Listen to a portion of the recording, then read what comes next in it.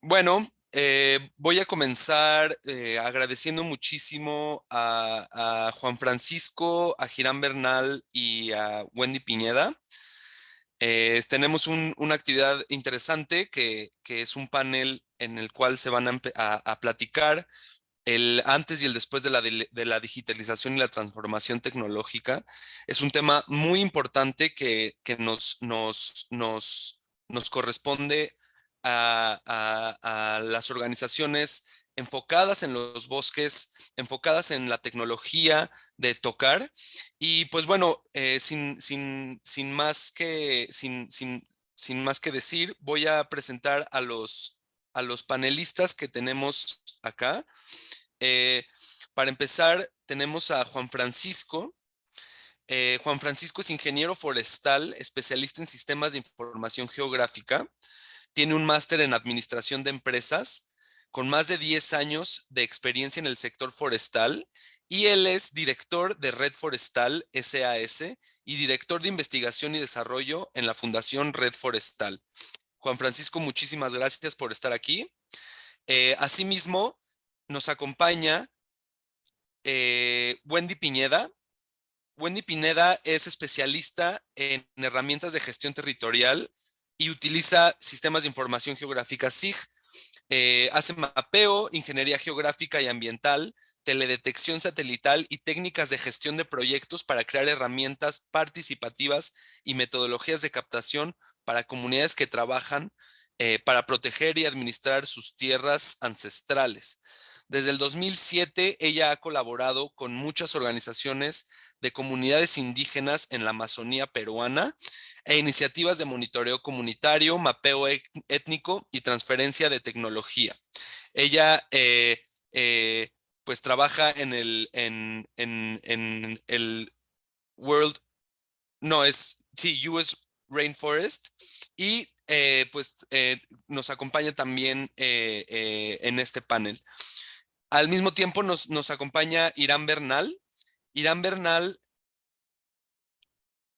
Irán Bernal trabaja en el gobierno de Nuevo León y él es sostenible del TEC de Monterrey y tiene un posgrado de maestría en turismo sostenible en la Universidad Anáhuac. Eh, a partir de esto, pues nuestro director de innovación va a ser el moderador de este panel y les agradecemos muchísimo a todas y a todas las personas que nos están transmitiendo. Estamos en vivo desde nuestra aula virtual y les agradezco también a nuestros panelistas que están presentes acá para este panel. Pues muchísimas gracias. Adelante, José Carlos. Muchísimas gracias, Gabriel. No sé si nos pueden ayudar quitando la imagen. Muchísimas gracias. ¿Qué tal? Buenos días, ¿cómo están? Bueno, qué gusto volver a verlos después de la bienvenida y aprovechar para agradecer a Centro México Digital y a Tech Matters quienes apoyaron y colaboraron para la realización de este foro. Y bueno, pues qué gusto verles, Wendy, Juan Francisco, Irán, para hablar de ese tema de la tecnología y los bosques. Y bueno, vamos a comenzar pues esta charla, primero haciendo una breve presentación de cómo fue su acercamiento a la tecnología. Es decir, cómo es que de repente llegó Wendy, Juan Francisco, Irán a decir, bueno, tenemos que usar tecnología para la labor que estoy realizando en el trabajo del sector forestal. Por favor, Wendy, ¿nos podrías comenzar? Um, Gracias por la invitación. Muy feliz de estar participando en el evento. Hace ya casi 2 décadas recuerdo haber estado acompañando procesos de defensa de derechos para pueblos indígenas amazónicos y ellos nos decían que querían hablar con numeritos, como los ingenieros. Nosotros nos tardó tiempo en comprender de qué se referían a coordenadas. En ese entonces, la mayor tecnología que podíamos llevar a la Amazonía era la tecnología GPS y empezamos a hacer transferencia tecnológica de herramientas de geoposicionamiento a pueblos indígenas para que puedan identificar las amenazas. Ellos estaban perdiendo muchos bosques por causas de derrames petroleros.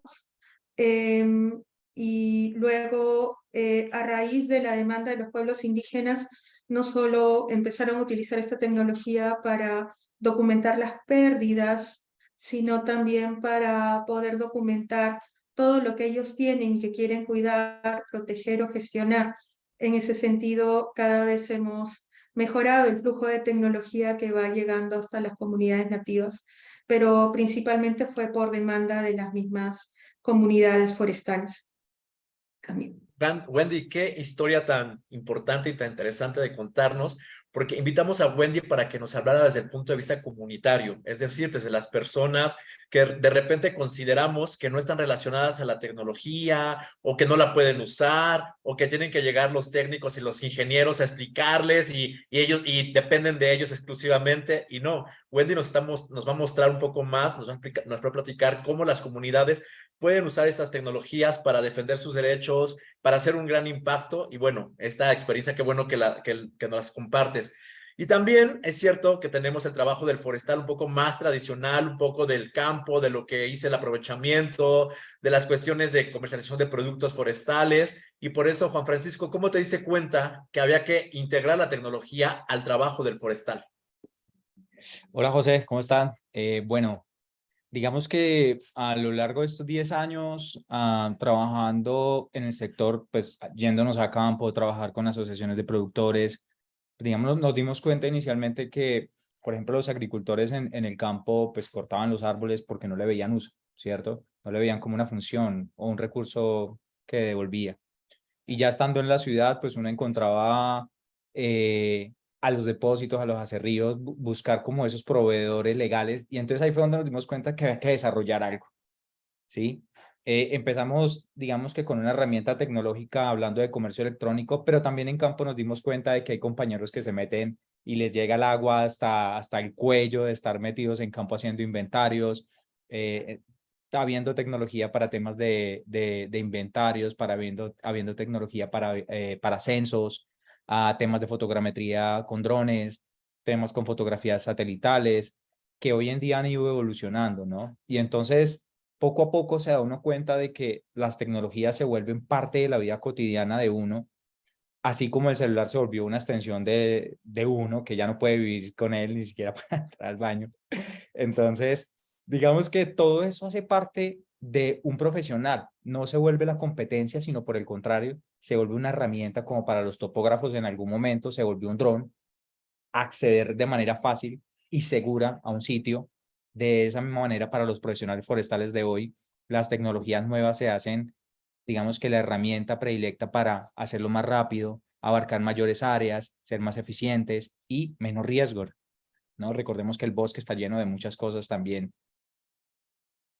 Claro, y bueno, qué bueno que esta visión que estamos compartiéndoles en este panel es como de esas historias de personas que han incorporado la tecnología a sus actividades, a su trabajo, con la intención de que vayamos desmitificando esta idea de que la tecnología pues puede ser dañina o puede, ¿cómo se llama?, generar un impacto negativo en nuestros ecosistemas. Aquí estamos teniendo ejemplos de cómo utilizarla de una manera que podemos tener un mayor impacto positivo.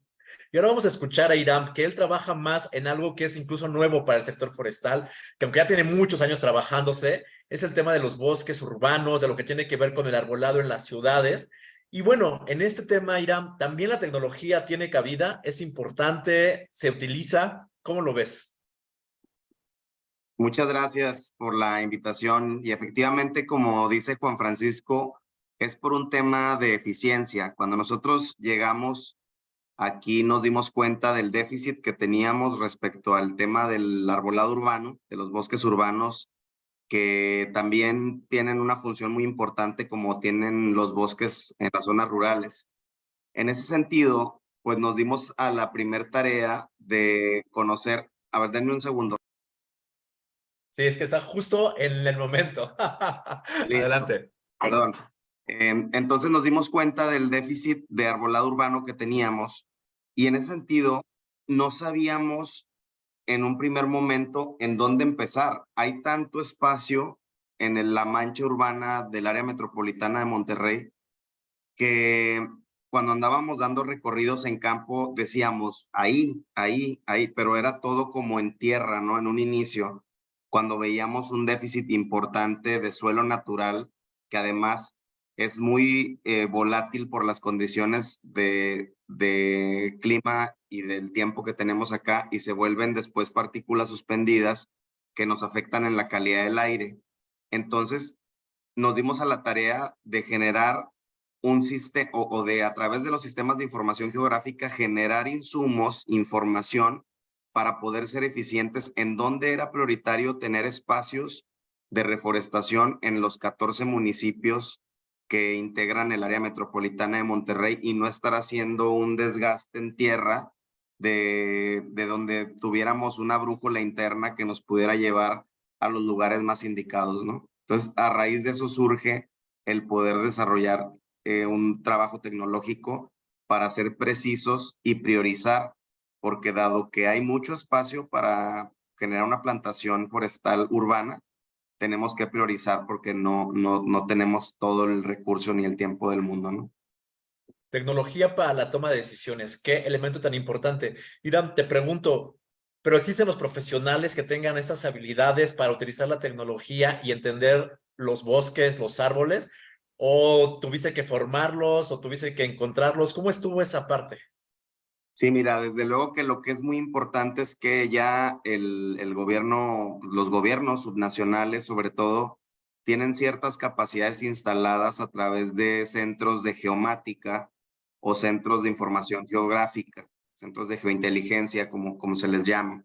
Pero además, algo que a nosotros nos fue muy útil es que ya la Facultad de Ciencias Forestales de la Autónoma de Nuevo León nos dio un pool de personas ya formadas, capital humano, con ciertos criterios técnicos para la toma de decisiones, y en ese sentido desarrollamos con sistemas de información geográfica estos datos, y estas personas que hoy forman parte de la Secretaría son egresados de estas facultades que se formaron con especialistas, científicos, investigadores, y que hoy están poniendo al servicio público pues su conocimiento. Claro, el conocimiento de la tecnología te puede hacer más competitivo, acceder a otros espacios, otros trabajos, ser más útiles para ese tipo de proyectos.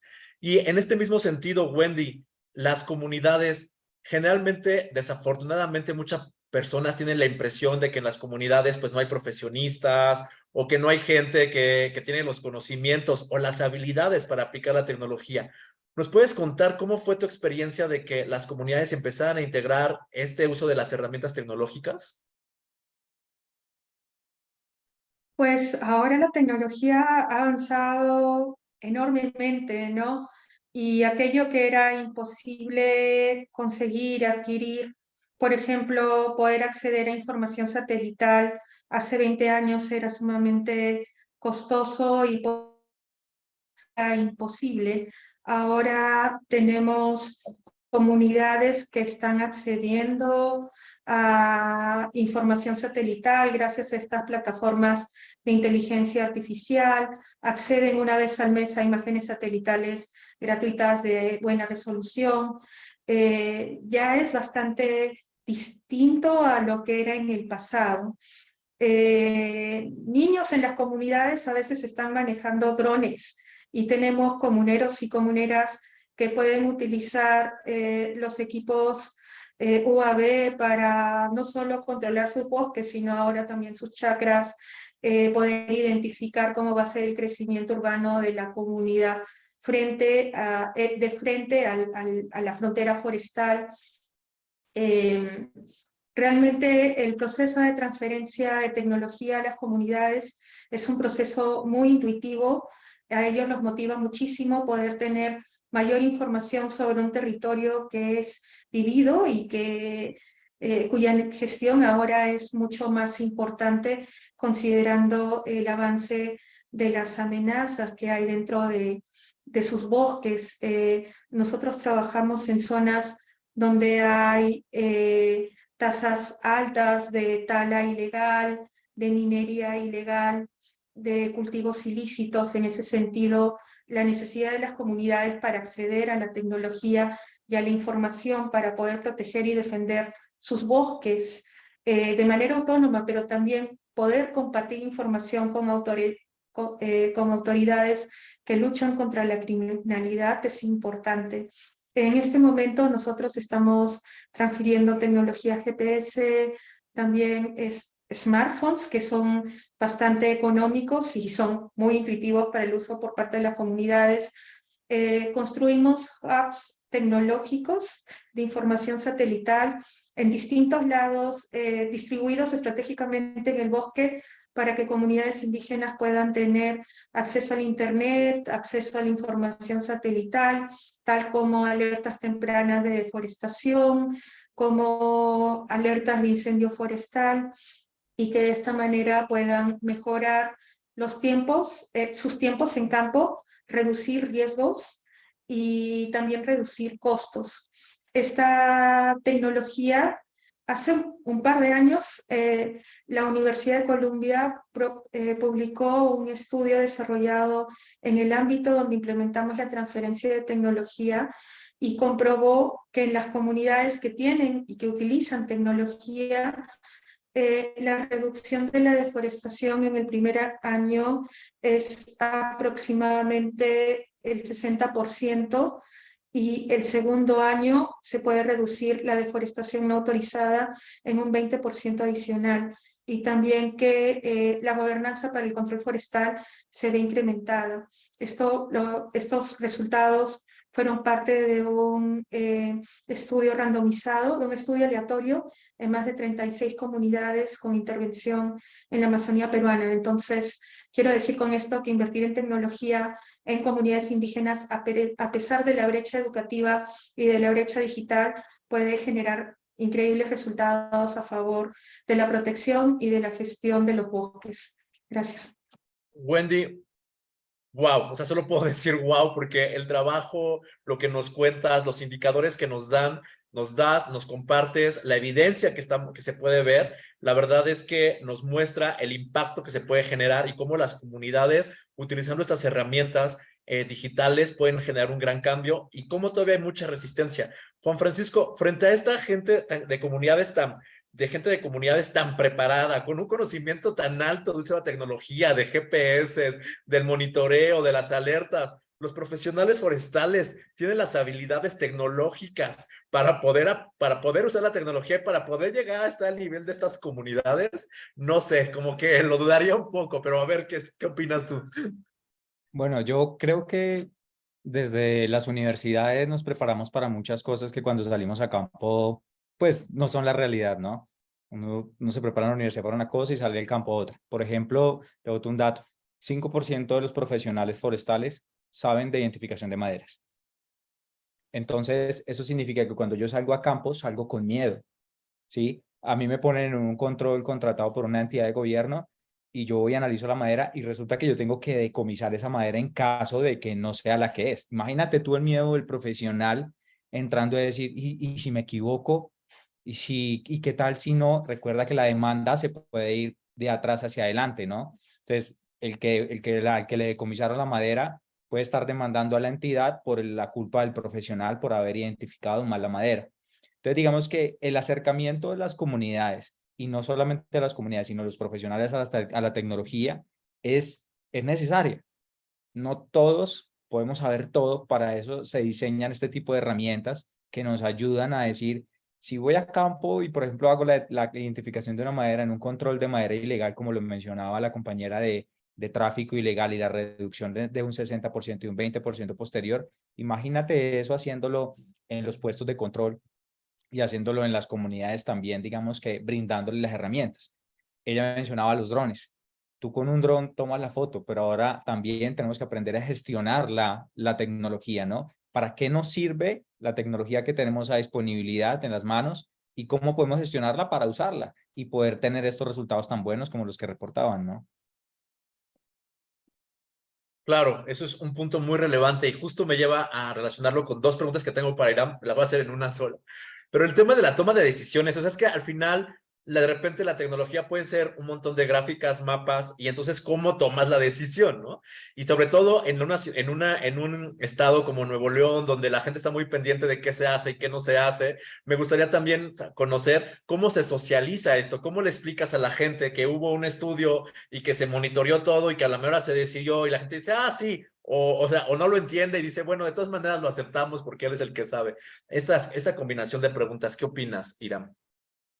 No, desde luego que cada vez hay una ciudadanía que está más interesada en conocer los procesos públicos, en transparentar por qué se están tomando tales o cuales decisiones y también recordar que en el país en general, en Nuevo León en particular, la mayor cantidad de personas que está viviendo actualmente en nuestro estado son personas jóvenes entre 12 y 29 años, personas que, como comentaban los compañeros, viven conectados a la tecnología y entienden los procesos tecnológicos.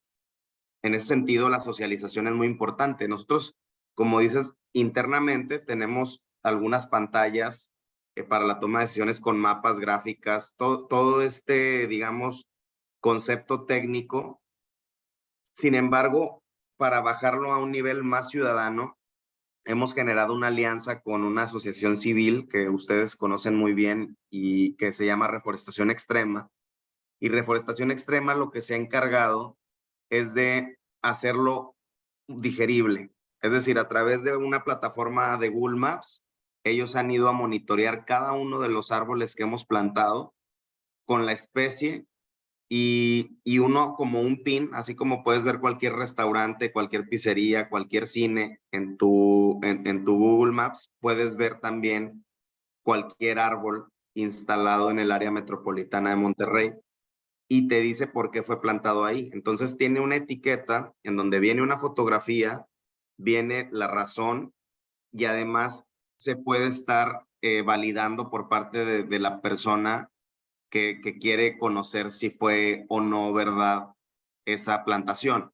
Entonces, desde luego que como comentaban, es una responsabilidad muy grande estar en la toma de decisiones, no solo en el sentido de que te puedas equivocar por alguna omisión, sino también puede ser por negligencia. Entonces, tienes que ser muy cuidadoso, tienes que ser muy profesional y tienes que tener ciertos insumos técnicos, confiar en tu equipo, nosotros tenemos un consejo que está conformado por la Facultad de Ciencias Forestales como uno de los asientos y nos, digamos, apegamos mucho a ellos porque quién mejor que ellos que han hecho mucha investigación y lo único que a veces hay que hacer es ir a calibrar a campo, ¿no? En realidad lo que te dan la información geográfica es una aproximación quizá muy real, sin embargo, en campo calibras los ciertos parámetros que no pudieran identificarse a través de una imagen satelital o de un píxel, etcétera. Y eso es como lo hemos estado haciendo a través de las asociaciones civiles que ya tienen décadas haciendo trabajo en territorio, que ya tienen cierto respaldo y reputación en la región y que están socializando a través de sus mecanismos de educación ambiental el trabajo que estamos haciendo desde los gobiernos subnacionales, ¿no? En este caso. De lo que mencionas, hay mucho que resaltar y empezaría diciendo la parte de la humana y tecnológica. Es decir, las puras herramientas no van a ser funcionales si no se están calibrando, si no se validan con las personas, si no hay una participación ciudadana, si no se socializa. Entonces es muy importante ver que existe esta relación y que no es que la gente tenemos mucho temor o se habla mucho de que las máquinas van a reemplazar a las personas y las van a dejar, pero nos explicas, ¿no? La importancia del equipo, de cómo la ciudadanía participa y de cómo se puede tener un mayor impacto. Y bueno, Wendy, tenemos varias preguntas para ti relacionadas que también van llegando de la gente, pero las voy tratando de englobar en esta idea. Primero, confirmar, las comunidades, pues su lengua materna no es el español, por lo que entendería, las comunidades con las que trabajas. Creo que Wendy está congelada o soy yo. No, creo que es Wendy. Entonces ahorita vemos que volvamos en esta parte. Bueno, en lo que volvemos con Wendy, Juan Francisco, de lo que decía Iram, acerca de lo que te decía las Es cierto. personas. Ah, perdón, ya volvió Wendy. A ver, otra vez, ¿te escuchamos? Hola. Sí, ya te escuchamos. Cuéntanos, entonces, las comunidades, por lo que entiendo, su lengua materna no es el inglés, ¿no? Digo, el español. Wendy, igual está teniendo problemas con la conexión. Sí, escuché bastante bien la pregunta. Ah, ya se desconectó. A ver si ahorita le podemos mandar un mensajito. Pero bueno, Francisco, nos decía pues Iram esa parte del humano, la tecnología y todo esto, pero ¿cuáles son las resistencias que tienen los profesionales con respecto al uso de la tecnología? Tú que estás en campo, trabajando diariamente, ¿cuáles son esas ideas que no los dejan incorporarlos? Y nada más voy a hacer aquí un pequeño comercial porque nos hablan también del Instituto Tecnológico Superior de Venustiano Carranza, que nos están utilizando un Mavic Mini, un Drone 2, para la estimación de altura total de pinos. O sea, nos quieren decir que hay universidades que están incorporando la tecnología para que los estudiantes también aprendan cómo usarla. Pero bueno, Francisco, ¿cuáles son esas resistencias? Bueno, mira, yo te pongo 3 ejemplos muy puntuales. Nosotros hemos desarrollado plataformas de comercio electrónico como la redforestal.com. Ahí los intermediarios de entrada que tenían ese comercio, pues hay una cierta resistencia a que, oiga, no la usen porque esto y lo otro, ¿cierto? Entonces, digamos que conectar un vendedor directo con un comprador, también hay una resistencia por cierto tipo de actores que no los beneficia, ¿sí? Eso desde el punto de los que no los beneficia. También hay resistencia, por ejemplo, como el desarrollo de WoodRacer, que es el que estamos lanzando hoy, una IA como herramienta identificar madera en campo en puestos de control. Tú como técnico, ¿qué piensas? Tú dices, uy, rayos, esto me va a reemplazar. No, por el contrario, si tiene duda o tiene miedo en campo de definir si eso es o no, ¿cierto? Pues esto es una herramienta que le va a ayudar, ¿sí? Entonces, digamos que no solamente el técnico, la resistencia es en que frente a si quita un eslabón de la cadena, como un intermediario, por ejemplo, en el comercio electrónico, ¿cierto? O si hay ese miedo a la implementación va a reducir la capacidad de trabajo mía o me va a quitar del trabajo, ¿cierto? Pero como hemos visto lo que pasa en todas las profesiones, por el contrario, lo que no reduce su capacidad, sino que la potencializa y le permite hacer más cosas, ¿sí? De las que ya antes podía hacer. Si usted antes como profesional no, y recuerden el dato que decía yo, no más del 5% de los profesionales está en capacidad de identificar maderas, ¿cierto? A nivel macroscópico o microscópico, pues ahora imagínate con una herramienta llegar y decir, ya también puedo, o sea, ya estoy al nivel, ya todo podemos poner a todo el 100% a hacerlo. Entonces, eso aumenta la capacidad de los profesionales y les permite que entrar a hacer otras cosas nuevas, ¿sí? Entonces, ya tengo una herramienta que me ayuda, ahora me puedo dedicar a hacer otras cosas y especializarme y a crear y desarrollar nuevos procesos. Algo muy similar pasa en el tema de monitoreo, donde también, digamos, estamos desarrollando tecnología, el proyecto Darwin, precisamente para temas de identificación de árboles en campo. ¿Cuál sería el miedo? Oiga, no, esto me va a quitar el empleo de poder ir a campo y yo hacer el inventario. Al contrario, te va a permitir hacer el inventario en menos tiempo y menos riesgo para ti en campo, ¿sí? Entonces, y te va a permitir abarcar muchas más áreas que incluso hoy en día, recordemos que hay muchos países que están haciendo su inventario forestal y no han podido. Por ejemplo, Colombia tiene más del 50% de su área, más de 50 millones de hectáreas en bosques.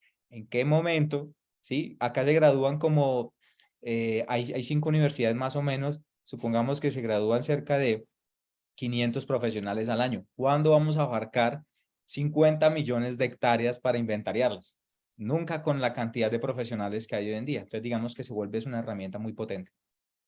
Y estás hablando solo de los bosques naturales, faltan los bosques urbanos y entonces son más profesionales que se necesitan y más el arbolado en las ciudades. Ahora sí, Wendy, volvemos contigo y dinos, bueno, las comunidades, por lo que entiendo, hablan otros idiomas y ¿cuáles son nos preguntan, ¿cuáles son las restricciones que tiene la gente para el uso de la tecnología? O sea, nos preguntaban si hay restricciones en el tema de uso de drones, pero yo le sumaría si hay restricciones, por ejemplo, al acceso de, no sé, de energía eléctrica o de señal, o cuáles son las restricciones que están teniendo para que las comunidades puedan aplicar las tecnologías que nos ha estado platicando? ¿Y cómo las han vencido también, si nos puedes platicar? Sí, es cierto, las comunidades indígenas, sus pobladores, el español es su segundo idioma, pero muchas mujeres todavía no hablan el español.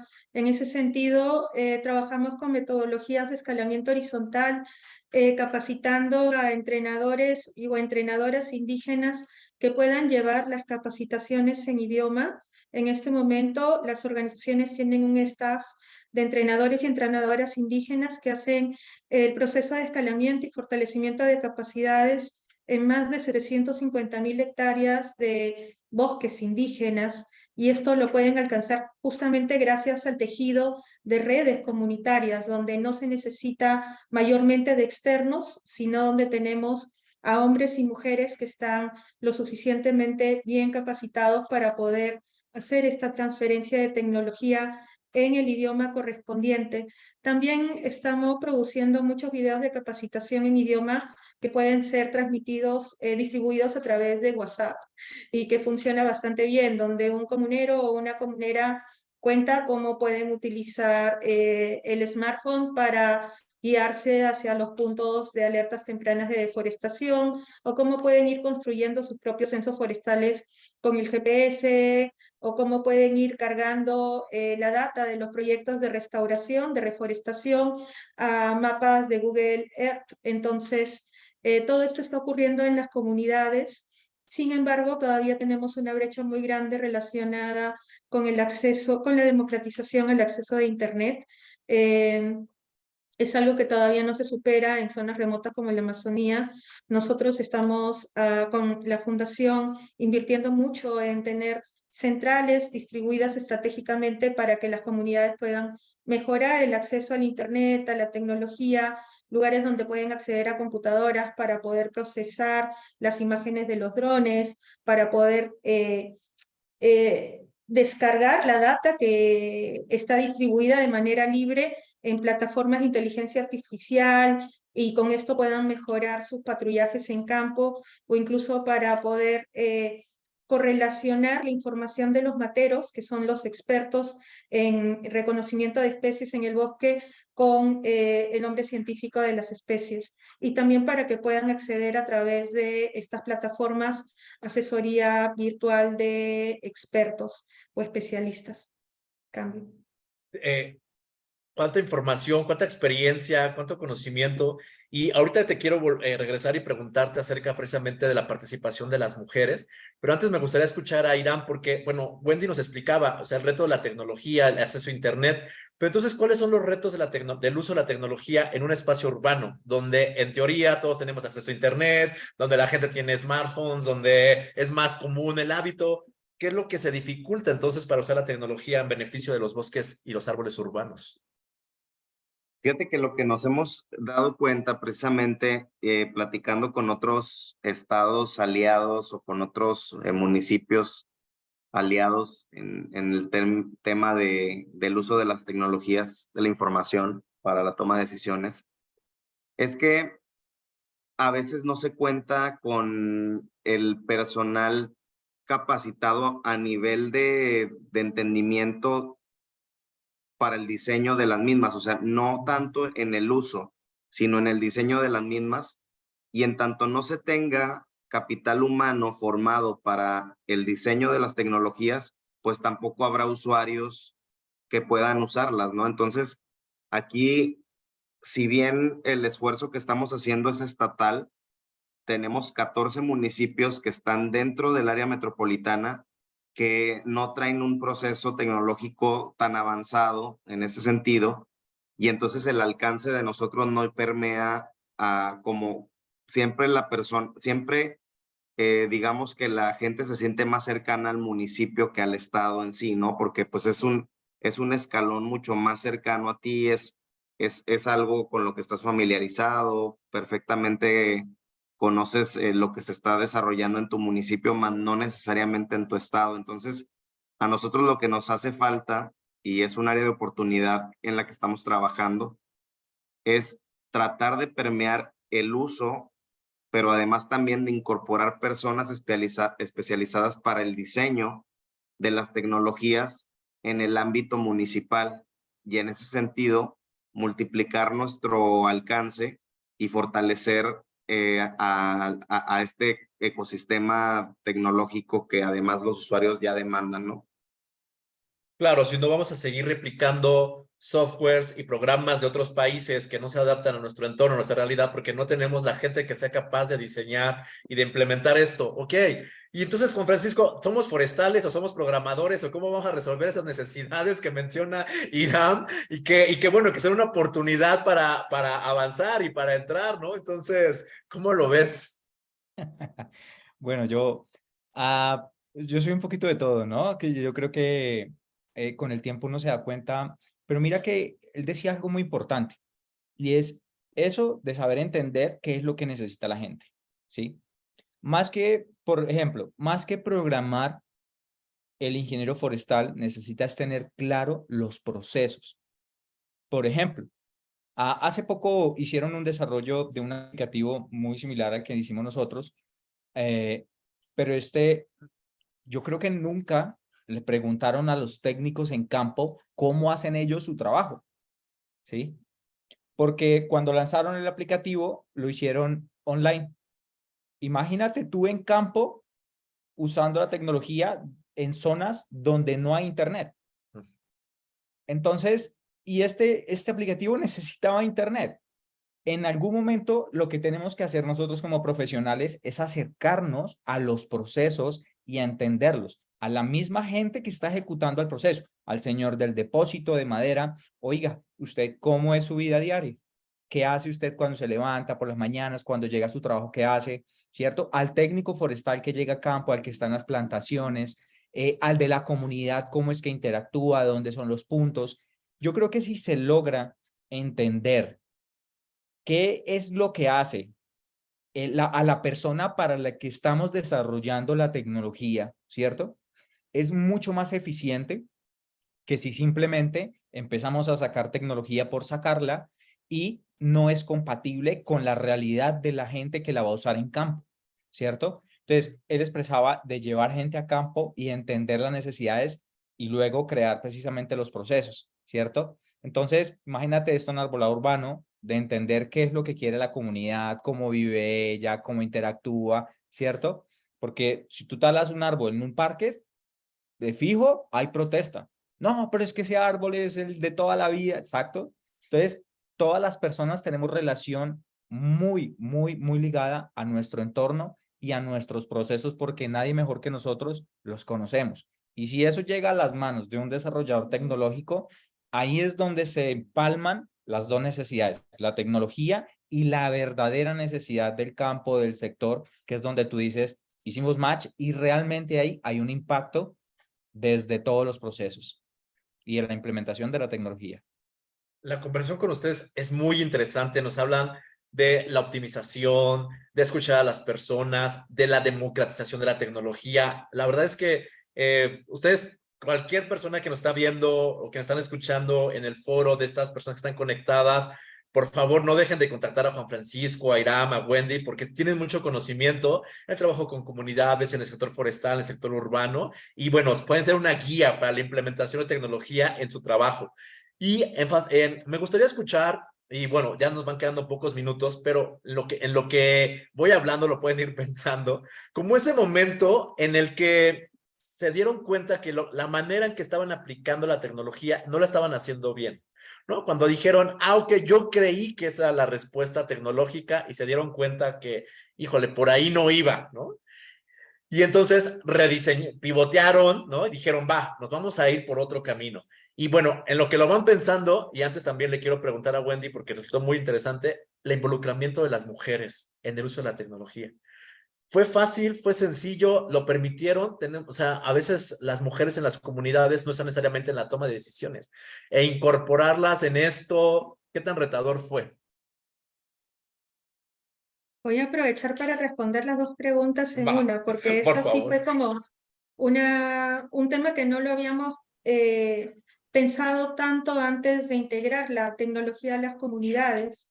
y es que cuando llevamos las tecnologías a las comunidades, las tecnologías tal cual son objeto de poder y terminamos alejando a las mujeres de las actividades de monitoreo forestal, del involucramiento en las actividades de patrullaje que antes ya les había costado mucho esfuerzo llegar a tener un rol dentro de los espacios comunales de control y vigilancia. Cuando trajimos tecnología, la tecnología desplazó primero a las compañeras y había muchos más hombres interesados en poder participar de estos sistemas de control forestal porque podían tener acceso a un celular de moda o a un dron o a imágenes satelitales.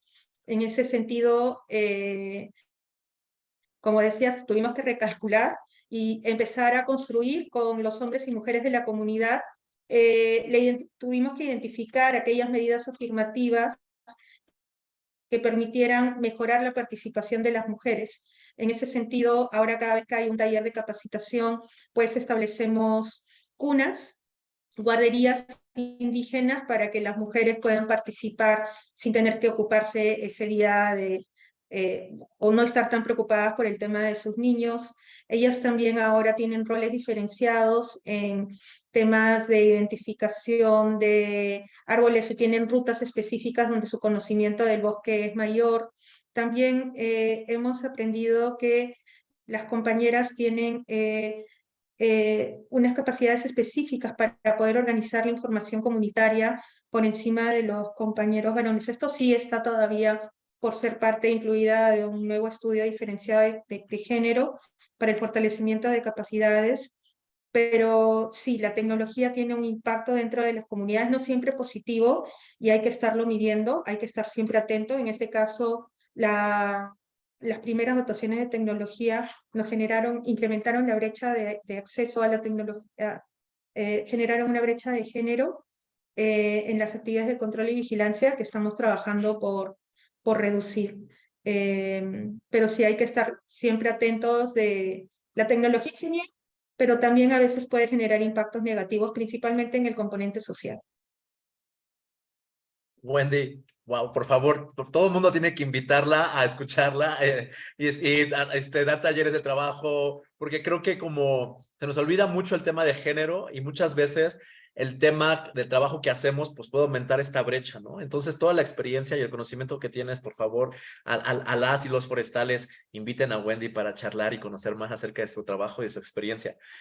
¿Quién quiere? Juan Francisco, Irán, ¿quién nos quiere decir cuando se dieron cuenta y dijeron hay que cambiar el rumbo? Los veo a los dos muy decididos. Vas, Juan Francisco.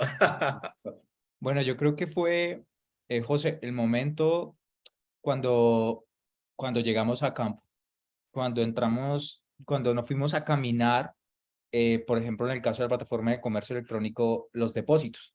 Nosotros recorrimos más de 2.000 depósitos en todo Colombia, viajando por todo Colombia, desde el Amazonas hasta casi que La Guajira, de sur a norte, de occidente a oriente. Y nos dimos cuenta fue que ya sentándonos con ellos allá, ya en el proceso y todo esto, uno les mostraba y ellos usaban diferente o entendían diferente el proceso. Y entonces uno le daba el celular y la persona cogía el celular y entonces lo que yo pensaba que iba a ser por donde pensamos que iba a iniciar, no era por ahí. Y entonces él decía, no, pero es que me gustaría mejor esto. Y yo decía, ok, en mi mente tenía otra cosa, pero cuando llegué el Señor la tenía totalmente clara que no era por ahí. Y así nos pasó también con otros procesos que dijimos, oiga, no, la próxima vez hacemos esto con ellos sentados aquí, ¿sí? Para que nos vayan orientando. Ahora, tampoco puedes dejar todo en las manos del usuario final, porque a veces también hacer solo caso a lo que ellos quieren no le permite a uno identificar que hay cosas que necesitan, pero que no saben que las tienen que usar, ¿sí? Por ejemplo, cuando muy probablemente llegó Uber, Didi, todos teníamos problemas con ir a coger un taxi, ¿no? Y era un problema, salir en la noche era peligroso. Ahora, si a mí me hubieran dicho eso al principio, yo ya, ok, perfecto, pero habían cosas que dentro de la aplicación no sabíamos que de pronto las necesitábamos y yo como usuario solamente hubiera querido que simplemente me dijera que me llegue el taxi, pero no de pronto saber cuánto me cobrara, saber si la identificación de la persona, etcétera. Muchas cosas que hoy tiene implementada la tecnología, que de pronto el usuario no la tiene tan clara porque desconoce que la necesita, y ahí es donde uno dice, ¡puf!, llegó todo. Entonces, entiendes el proceso que desarrolla la tecnología. No es solo sentarse al lado, sino también tener la visión clara, muy clara, de lo que quieres y a dónde quieres que llegue el proceso, ¿sí? Y esas dos cosas fue donde se hizo match todo, allá de la mano de un tinto, con la gente en los depósitos, o a veces recorriendo las montañas, de una montaña a la otra montaña. O sea, fue algo muy bonito, y ahí es donde te das cuenta, en medio de la nada o metido en un aserradero, que dices, entiendo, ahora sí las cogí, ya sé por qué hacen esto. Wow, muchas gracias, Juan Francisco. Irán. Y con nosotros fue también un tema, pues, que tiene que ver también con el ir a validar a campo, ¿no? Y nos pasó con nuestro proyecto Bosques de Agua, que es un proyecto de reforestación principalmente en las altas cumbres para generar para restaurar las altas cuencas que abastecen a la ciudad de agua. Porque estábamos haciendo este potencial después de los graves incendios que vivimos en el 2021 y en el 2022, y de haber analizado el índice de severidad de los incendios, estábamos caracterizando a través de sistemas de información geográfica los sitios prioritarios pues, a trabajar con obras de conservación de suelo y a reforestar. Entonces, pues ya diseñamos los polígonos, estuvimos aquí en las computadoras trabajando con imágenes satelitales y demás. Y, oh sorpresa, cuando llegamos a campo, nos dimos cuenta que eran sitios inaccesibles.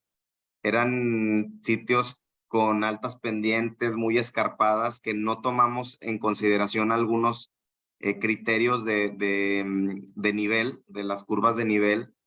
Y en ese sentido, pues nos dimos cuenta que teníamos que también tener este trabajo de calibración, porque a pesar de que sí estaban consideradas las curvas a nivel, había sitios que estaban sumamente escarpados, que no podíamos tener intervención en los mismos, ¿no? Entonces, nos regresamos y hicimos una recalibración del proceso, pero siempre es validar, ¿no? Validar en campo.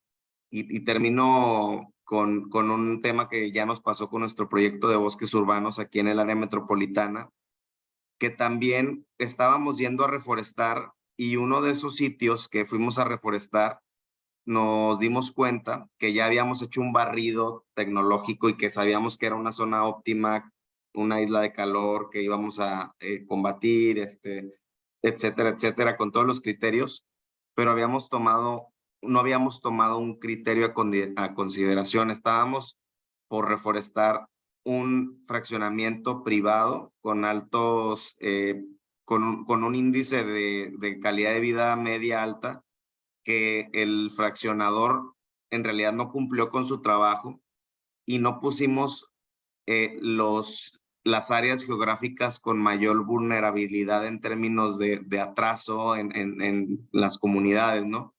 Entonces ahí fue cuando ya también volvimos a recalibrar y dijimos, bueno, no podemos estarle reforestando los fraccionamientos privados a las clases altas o medias altas como prioridad. O sea, no que no sea necesario, pero no como prioridad, porque ellos tienen mayor poder adquisitivo. Entonces, pues pusimos en la fórmula de los mapas que estábamos elaborando el tema de la pobreza en términos sociales, ¿no? Económicos. Wow, cuántos aprendizajes ha tenido cada una de ustedes, y insisto en que tienen que acercarse para poder conocer más de esos aprendizajes y poder integrarlos a las actividades que estén realizando. Wendy nos acompaña desde una fundación, Juan Francisco nos acompaña como empresario y Irán nos acompaña desde el gobierno. Entonces, cada uno tiene una perspectiva diferente, pero aparte, su trabajo en comunidades, su trabajo en el sector forestal o en el sector más forestal y urbano. les voy diciendo mi última pregunta para que la vayan pensando, pero bueno, cuando les haga la pregunta también les pido que compartan los datos de contacto porque la gente nos está pidiendo, que den su correo, que den dónde los pueden encontrar y cómo pueden generar pues un mensaje con ustedes.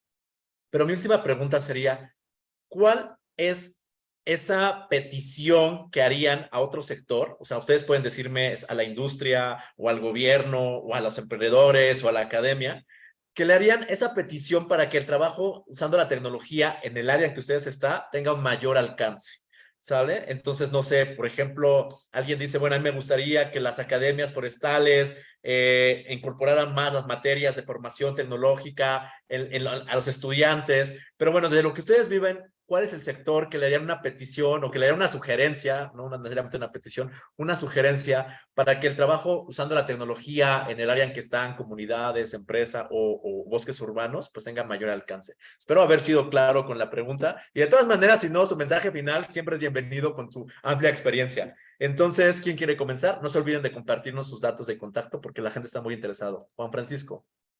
Bueno, yo creo que yo me he dado cuenta que entre la academia y lo público y el sector privado hay algo en común y son las políticas. Por ejemplo, acá en Colombia existe el Instituto Geográfico Agustín Codazzi y la Agencia de Licencias Ambientales. Los protocolos que ellos usan, por ejemplo, para hacer inventarios forestales, digamos que los procesos están estandarizados y no permiten otro tipo de proceso porque no está documentado. Ejemplo, si llega una tecnología nueva que te permite hacer inventarios, que llegar a bosque, identificar especies, que es lo que estamos haciendo nosotros en el proyecto Darwin, no se puede implementar. ¿Por qué? Porque no está dentro de la norma regulada. Significa que, y lo peor es que los gobiernos, por ejemplo aquí, el código de construcción, por ejemplo para madera, se actualiza cada 10, 15 años. En Australia es cada año. Todos los años se actualiza. Eso significa que ellos están al día entre la tecnología y el código. ¿Y el código quién lo implementa? Las entidades de educación. ¿Por qué? Porque ellas tienen que formar a sus estudiantes con base en ¿qué? En la norma actual, ¿cierto? Y realmente ¿a quién impacta eso? Al sector productivo. ¿Por qué? Porque ellos tienen que cumplir la norma.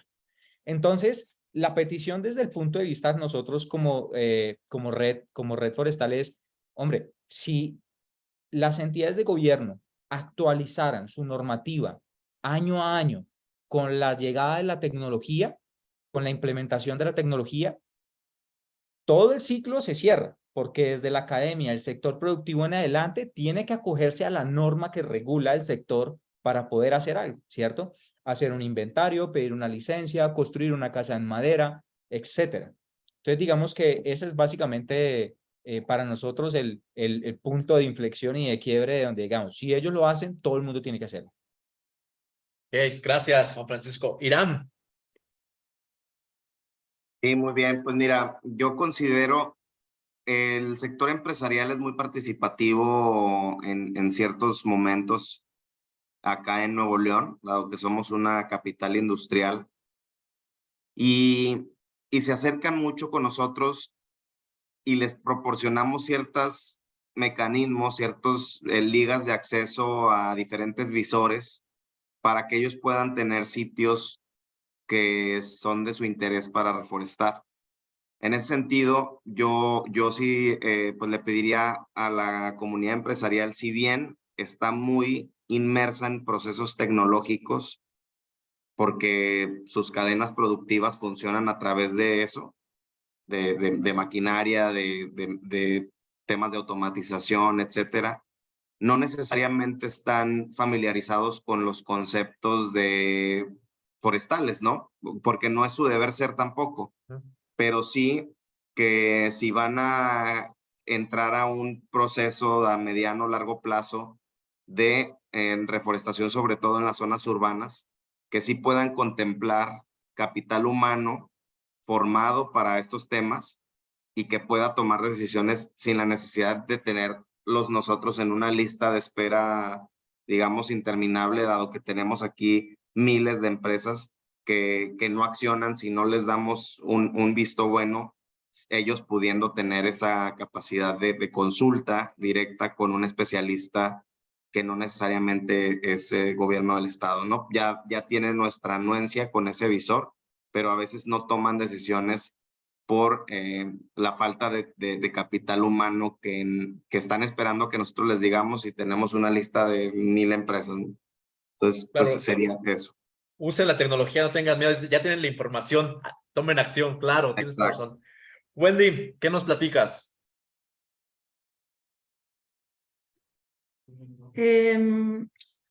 Escucha, hay un montón de ideas de petitorios, pero creo que es muy importante mejorar la colaboración entre sociedad civil, el sector privado y la academia para poder integrar a estas comunidades forestales dentro de los procesos en calidad de socios estratégicos. Tenemos muchos ejemplos cómo esta colaboración ha reducido costos y tiempos para la gestión y el aprovechamiento forestal.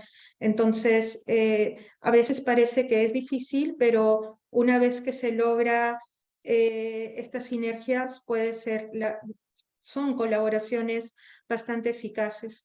También hacia los tecnólogos, aquellos que de alguna u otra manera estamos incursionando en la construcción de tecnología.